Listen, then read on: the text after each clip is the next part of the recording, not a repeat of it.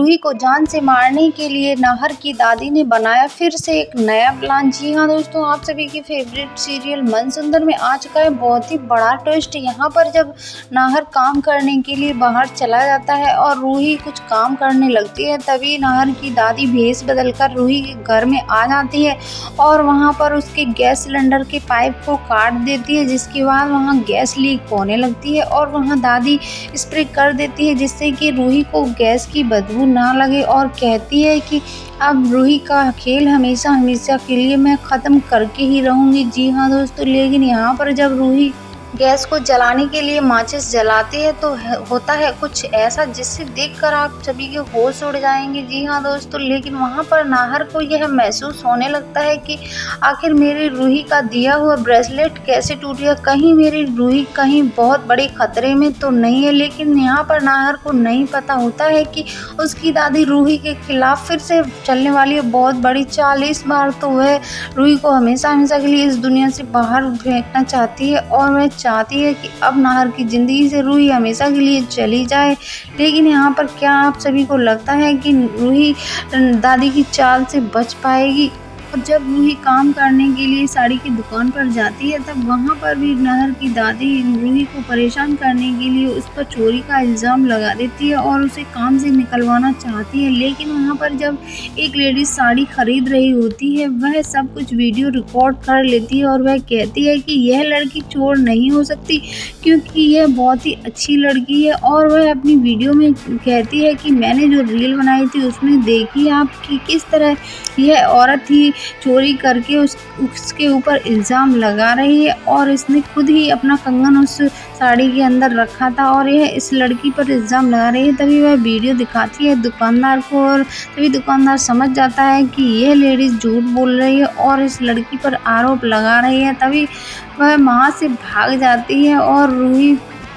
दुकानदार से माफ़ी मांगती है। तभी दुकानदार कहता है कि बेटी तुम्हारी कोई गलती नहीं है, उस लेडीज़ ने तो खुद ही अपने कंगन को उतार कर उस साड़ी के अंदर रखा था और तुम्हारे ऊपर वह साड़ी की चोरी का इल्ज़ाम लगा रही थी। लेकिन यहाँ पर रूही अपने काम को बखूबी करके घर पर आ जाती है। तभी वहाँ पर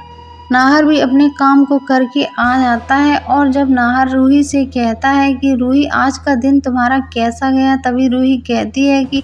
बहुत ही अच्छा गया नाहर जी। लेकिन तब नाहर से रूही पूछती है कि नाहर जी आप सभी का काम कैसा गया, तभी नाहर कहता है कि बहुत अच्छा काम रहा। लेकिन तभी रूही उसके हाथ में चोट देख लेती है और कहती है कि नाहर जी आपको यह चोट कैसे लगी, तभी नाहर झूठ बोल देता है रूही से और अचानक से तभी बरसात होने लगती है और रूही के घर की छत टूट जाती है जिससे कि रूही और नाहर बुरी तरह से भीग जाते हैं। लेकिन उनको यह एहसास नहीं होता है कि यह उनके जीवन में आने वाले एक नए खतरे का इशारा है और वह नहीं जानता है कि अब रूही फिर से बहुत बड़ी मुसीबत में फंसने वाली है, क्योंकि यहाँ पर नाहर की दादी फिर से रूही की ज़िंदगी में एक नई मुसीबत लेकर आने वाली है।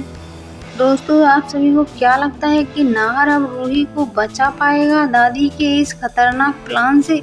आप अपनी राय कमेंट बॉक्स में ज़रूर लिखिए और अभी तक आपने हमारे चैनल को सब्सक्राइब नहीं किया है तो प्लीज़ सब्सक्राइब कर लीजिए। जैसे ही वह लेडीज़ वीडियोस दिखाती है उसमें साफ साफ नज़र आता है कि दादी खुद अपना कंगन उतार कर उस साड़ी में रख देती है और वह रूही के ऊपर आरोप लगा देती है कि रूही ने मेरा कंगन चुराया है। तभी वह चाहती है कि यह दुकानदार रूही को काम से निकाल दे और रूही फिर से परेशान हो जाए पैसों के लिए। लेकिन दोस्तों ऐसा कुछ भी नहीं होता है, वह औरत सब कुछ वीडियो में रिकॉर्ड कर लेती है और उसकी सच्चाई सभी के सामने आ जाती है, जिसके बाद दादी उस दुकान से भाग जाती है और कहती है कि मुझसे गलती से यह हो गया होगा और मेरा कंगन उतर कर उस साड़ी में रख गया होगा, मैंने ऐसा कुछ भी नहीं किया है, मैं अपना कंगन खुद ही उतार कर उस साड़ी में नहीं रखा था। और दोस्तों नाहर और रूही फिर से अपनी एक नई ज़िंदगी की शुरुआत कर रहे होते हैं और वह बहुत ही खुश होते हैं। लेकिन उनकी ज़िंदगी में फिर से एक नया तूफान लेकर आएगी नाहर की दादी, क्योंकि वह नहीं चाहती है कि नाहर रूही के पास रहे और उसका ख्याल रखे और वह चाहती है कि नाहर जल्द से जल्द फिर से उसके घर वापस आ जाए। लेकिन नाहर ने यह फैसला ले लिया है कि अब वह गोयनका परिवार में कभी भी वापस नहीं जाएगा और वह हमेशा के लिए रूही के पास ही रहेगा।